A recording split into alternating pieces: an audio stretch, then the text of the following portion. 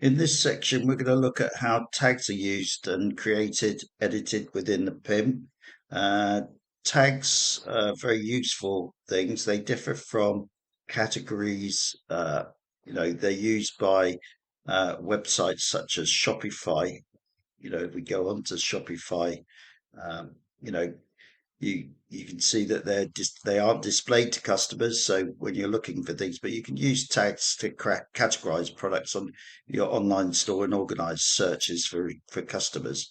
Uh, you know, they sort your products and content to help it make it easier to manage. You can create custom tags in specific sections. So this season's events.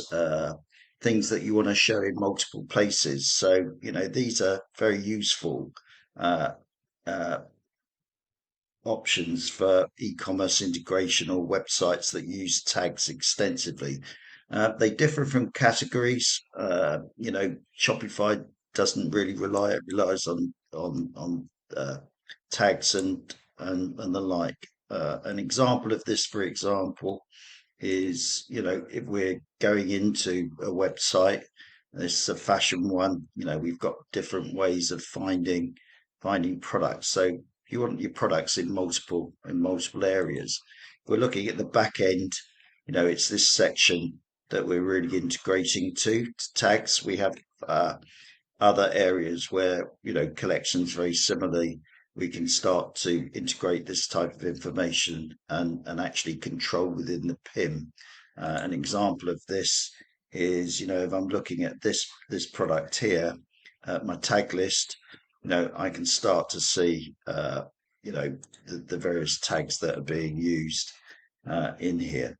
So we're going to have a look at how we actually create these. What we're looking to do is, in the first instance, create our headings that we want to, and then our tags underneath, and then these we can select or create within our sections.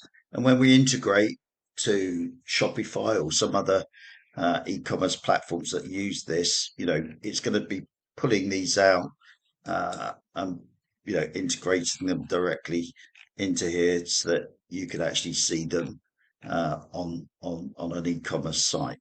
So in the next video, I'm just going to show you how this happens.